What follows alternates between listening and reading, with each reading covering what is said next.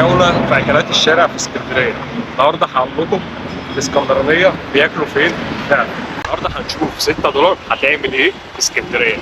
فطار غدا تحلية وعشاء كمان، ما تنساش العشاء. كمان عشاء عشاء وكمان عشاء.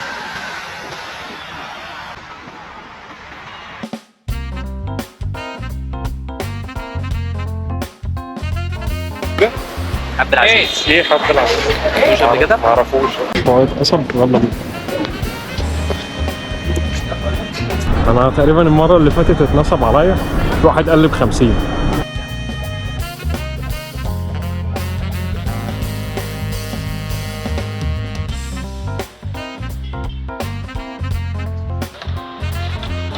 فطار اسكندراني في اسكندرية، فول بطاطس وسلطة.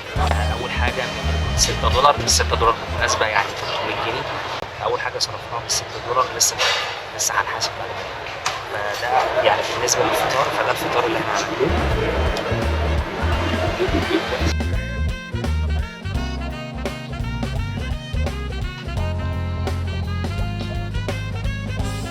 طبعا بعد الفطار الجميل من عربية فول في الشارع، عربية كويسة، لازم طبعا تحجز من البداية. 45 شرف. حسبت أنا 45 يا رب. خلصنا أول 45 جنيه، 300 جنيه فطار. لسه كده اتفضل معانا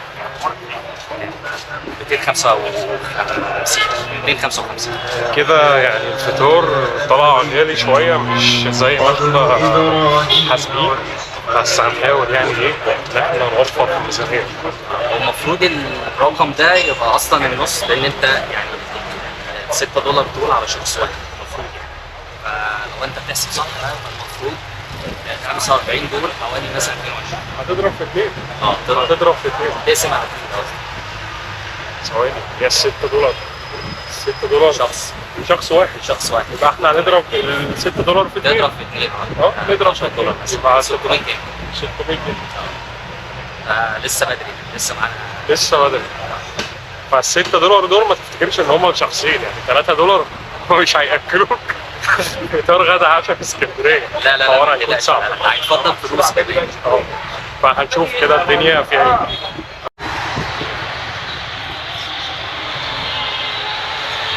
نروح بقى ايه، نحبس او نشرب فنجانين قهوه، تمام، وبعد كده شويه نطلع نتفشى.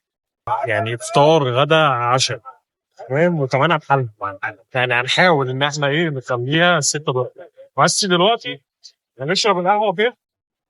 هتجيب بني برازيلي. تمام. اجدع بن في اسكندريه هو سفيان ضوي. في ناس تانية طبعا يعني بس الناس دي قديمه قوي معروفه. لو انت عايز تشرب قهوه فعلا حاجه محترمه، هتشرب هنا فين؟ بني بن البرازيلي. البرازيل. يلا نجيب. يلا.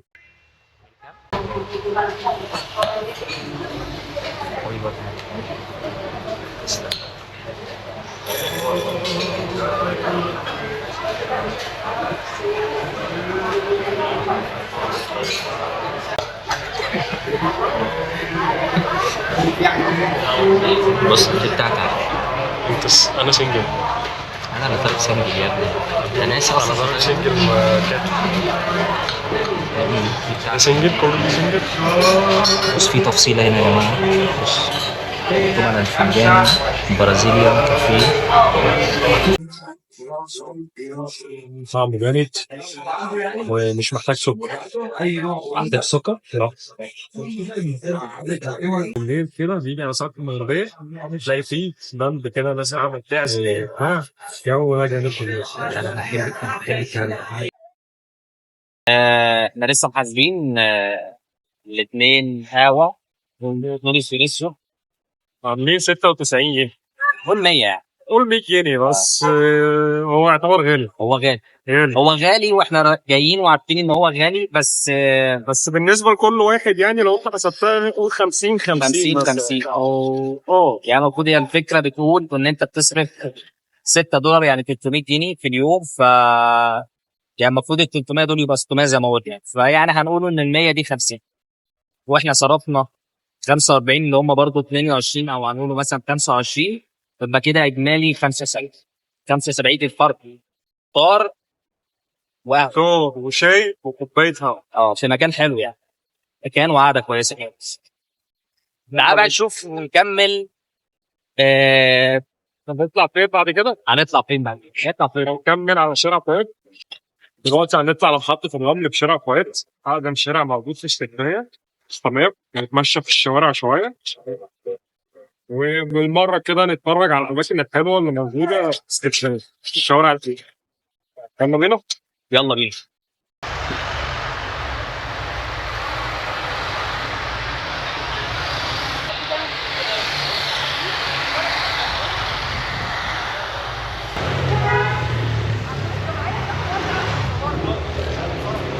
احنا في شارع فؤاد يا جماعه. شارع فؤاد من اجمل الشوارع في اسكندريه. لو عايز تمتع نظرك انزل شارع فؤاد واتفرج على الاماكن اللي حرفيا هتلاقي بقى لها 100 و200 سنه.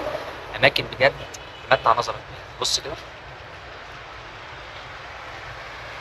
الشوارع اللي هنا بالأماكن كلها قديمة جدا يعني، فمن أفضل الأماكن اللي أنت فعلا ممكن تنزل تزورها هنا في اسكندرية شارع فؤاد.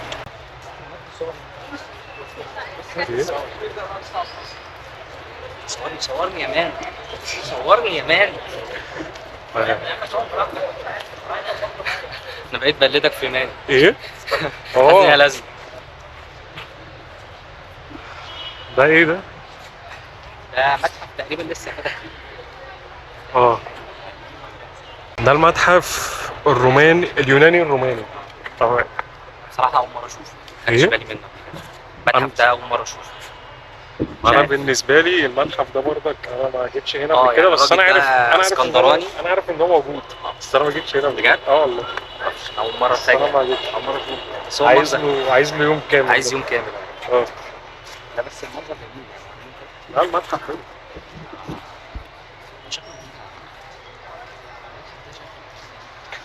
وهاكد لك. ايه نطلع على فين دلوقتي؟ احنا دلوقتي يعني تقريبا كده في نص اليوم. فطرنا وشربنا قهوتنا وشاينا روقنا على حالنا. نتغدى بقى. طبعا هنتغدى غدا برضه يعني خفيف مش تقيل قوي عشان يبقى في مكان لبقيه اليوم. ونشوف بقى هنحل ناكل وايس كريم. وايس كريم. ايس كريم من عند فهمي. ناس قديمه في اسكندريه. اقدم الناس. فهمي اللي احنا رايحينه ده، انا عندي معلومه بتقول ان الراجل ده فاتح حوالي 70 سنه. فاحنا دلوقتي هنروحوا عند فهمي، عم فهمي. يعني بصراحه انا اكلت من عنده قبل كده اكتر من مره. الراجل ده عنده طاجن ام علي ملوش حل. فهنروح كده ونشوف. من عند فهمي، وكمان اسعار فهمي حلوه خالص، جامده جدا يعني.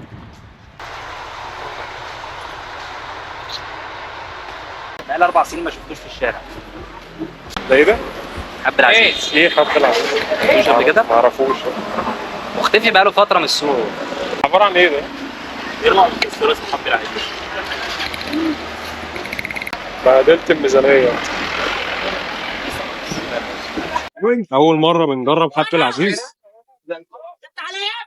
مش عارفين ايه ده بس. انا عارف وانت مش عارف. انا باكله على طول. انا اول ما لقيته يعني على طول رحت يعني. بالمناسبة احنا كده صرفنا 15 كمان. 15 جنيه وقلنا 175. يبقى كده 190. 190 لسه بدري يعني. بص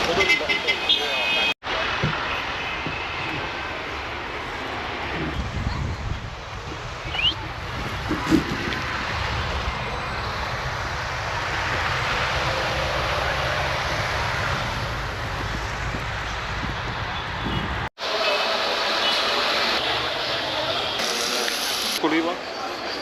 انا هاكل كبده بتلو. واحد كبده بتلو. وواحد بيقول لك فيه مخ بالزبده اللي هو ده. ملوش حل يعني، بيقول لك حلو يعني، كذا حد جربه قال حلو، فانا هجربه بصراحه. ماشي، وانا زيك برضه مخ بالزبده. واحد كبده.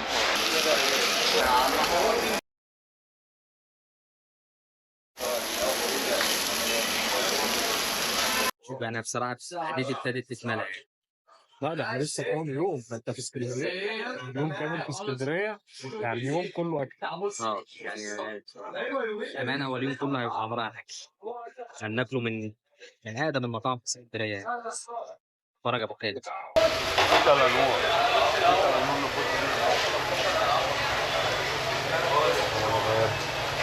هطلع بقى.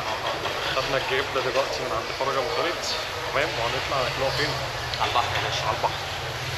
نقعد بقى، احنا كنا ممكن نقعد هنا بس اولا زحمه، الدنيا كاتمه شويه وفي دوشه، فطبعا تقعد بقى على البحر براحتك كده بمزاج، تشم هوا البحر، شويه شويه حلوين. وتاكل بس قاعده دي كده، القعده بتاعت الناس الاسكندرانيه يعني مخ بالزبده. تاخد الاكل مخ بالزبده وكبده، تطلع على البحر. كلت مخ بالزبده قبل كده؟ ما جربتهاش الصراحه. احنا هنجرب بقى الصراحه، بالنسبه لي اول مره يعني. ونشوف الدنيا فيها ايه. يلا بينا. ايه ده؟ هو لازمه منين؟ هو بيحكي ان هي كبده بلدي، انت فاهم؟ هنشوف كده هل دي فعلا كبده بلدي ولا فرج ابو خالد بيشتغلنا. بس نبدا باول حاجه معانا. طيب احنا كده صرفنا 180 كمان، 180 وكان اخر مره كان 180، يبقى كده اجمالي 360. طيب 360 احنا قلنا المفروض 360 ده احنا الاثنين، يعني الاكل احنا الاثنين، ف 360 اقسم على 2 على طول. اقسم على 2 ما تتكسفش. يعني كده 180. يبقى كده لسه فاضل من ال $6 اللي هم 300 جنيه 120. 120 هنشوف هنعمل ايه ب 120. كمان فاضلين في اسكندريه.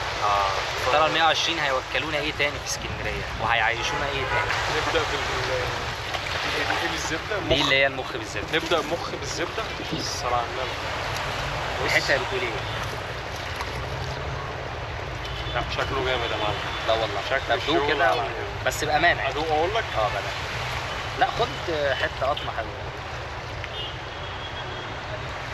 طعمه حلو بس هو تقريبا ما حطش ملح. هو حط فلفل اسمر. حط فلفل لكن شكله ما حطش ملح. هو تقريبا ما بيحطش ملح. بس هي التحميصه ما كانتش حلوه مع الزبده مع المخ، هتتبسط كمان. نجرب ونشوف. اول مره انا باكل مخ على فكره، يعني بحب المخ، بس اول مره اكل مخ بالزبده. بسم الله.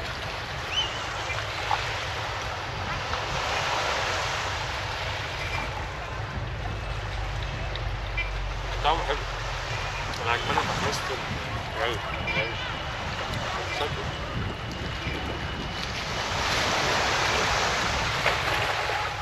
بس ايه مخ بالزبده مع البحر.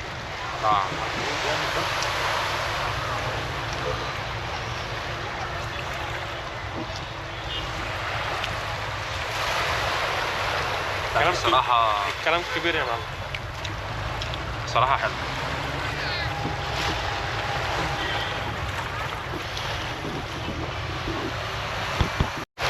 هنخش على الكبده يا معلم. تمام، كبده اسكندراني. دي كبده شمبري صح؟ شمبري. قال لك شمبري. احنا كنا طالبين كبده ايه؟ كانتش موجوده. كبده بتلو. البتيلو هو اللي ما كانش موجود. دي المفروض شمبري. كبده شمبري. بص الساندوتش حلو يعني مليان. بس خد يا معلم مد ايدك. مد ايدك بسم الله. انت جبت الكبده. لا الساندوتش مليان يا جماعه، الساندوتش زي الساندوتش بتاع فرج ابو خالد. الساندوتش مليان 800 جرام مثلا. يوزن. حلو. هو غالي بس المفروض هو غالي بسبب ان هو بيقول ان هي الكبده بلدي. الحاجه عنده بلدي يعني مش مجمده. بس هنشوف يعني هل هو فعلا بلدي ولا بيحور. يلا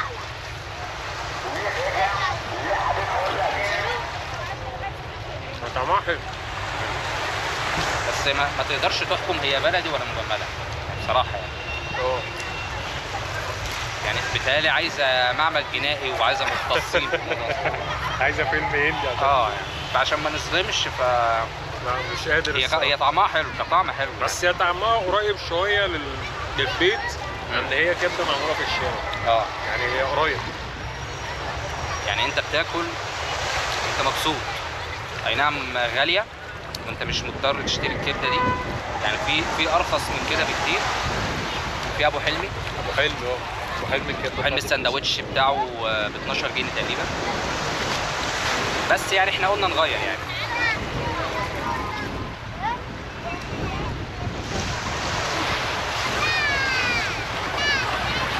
هنزل التوت ده. هنزله في اول الفيديو. طيب يا جماعه احنا دلوقتي في القلعه وفكرنا كده وخططنا هنروح نركب مركب. يعني حبينا نغير كده مودي الاكل اللي احنا عمالين ناكله ونهدم شويه برضه. نطلع رحله مركب تمام في وسط القلعه كده ونشوف الاجواء هتبقى عامله معانا ازاي. وهنشوف البادجت. اجواء لطيفه. البادجت هتبقى ايه؟ هو في واحد هنا انا فاكره رب اشوفه.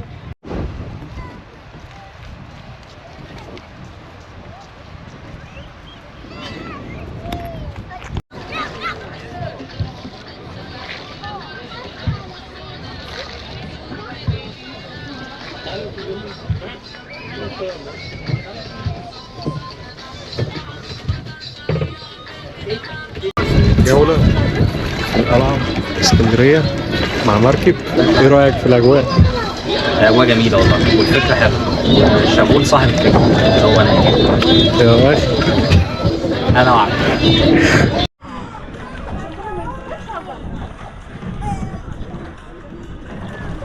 هتروح فين؟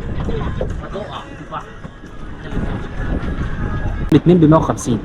فيعني برضه ايه خلي الفصال ده خلي بالك. يعني خلي بالك يعني فاصل على طول.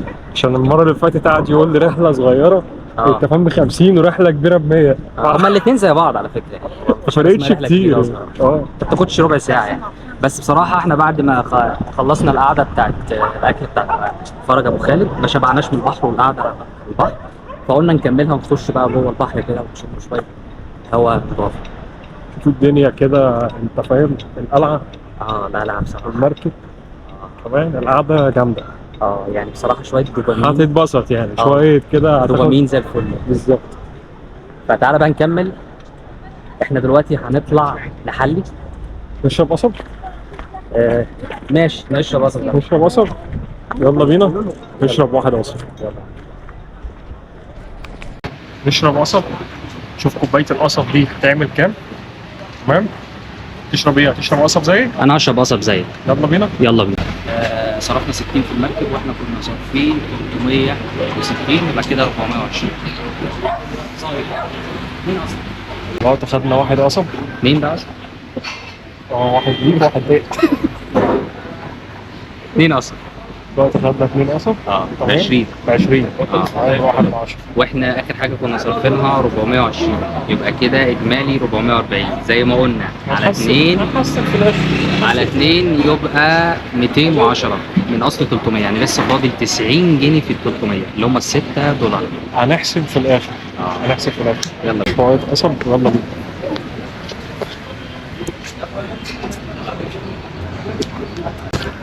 قصب جامد. جامد ولا حاجه انت فاتح الكاميرا؟ القصب بصراحه يا جماعه تحفه. تحس فيه حاجه كده بص فيها موج يا اخي والله.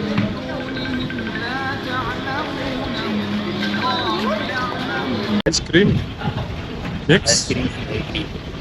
ايس كريم ميكس انا عند فهمي. واحدة ام علي. تمام يبقى انت كده شتمت اليوم بتاعك في اسكندريه. فهمي عم فهمي ده يقال ان هو بقاله 70 سنه في اسكندريه. سليم يعني من اقدم الناس اللي موجوده ومشهور بالنسبه للاسكندرانيه. فهمي من اقدم الناس اللي موجوده جدا. اللي احنا عملناه في الفيديو النهارده اللي احنا معظم الناس او تقريبا كل الناس اللي رحنا لها ناس قديمه يعني بالنسبه لها سليم معروفه قوي. الناس اللي ايه لا اقدم ناس في اسكندريه. لو انت عايز تاخد جوله من جولات الاكل اللي موجوده في اسكندريه فانصحك الناس اللي احنا رحنا لها.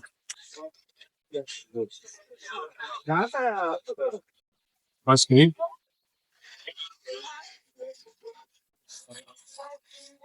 جامد بصراحه. حلو. احسن من ناس كتير في البحر. ايس كريم بجد مش يعني فاكهه حقيقيه. تلج مجروش بقى ومحطوط عليها الوان وحاجات دي. شكل المسجد ازاي؟ حاجه حلوه. الحاجه ديت صرفت حوالي 70 جنيه، واحنا اخر حاجه صرفناها كانت 440 و140 70 يعني 510 510 على 2 110 على 2 يعني 260 255 255 في اسكندريه. تمام.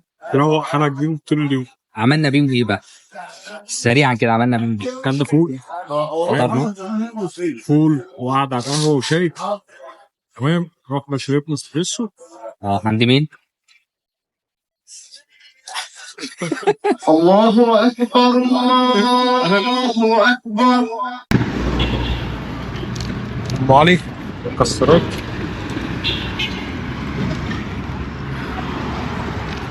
ام علي بالمكسرات. احلى ام علي ممكن فول بالفول. عامله كام؟ 55 جنيه. 55. ماشي، كل انت الاول. طيب ايه؟ كل وادينا رايك. جرب معايا. ماشي. اجرب بعدك. حط خايف تطير بالبتاع تيجي على البعد. ام علي.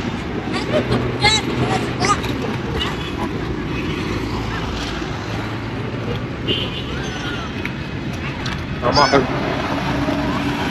مكسرات معاها. تعمل مكسرات يعني تحس ان هي فريش طازه. اماكن تانية كنت باكل ام علي كانت بتبقى مكسرات تحس انها مخززه كده.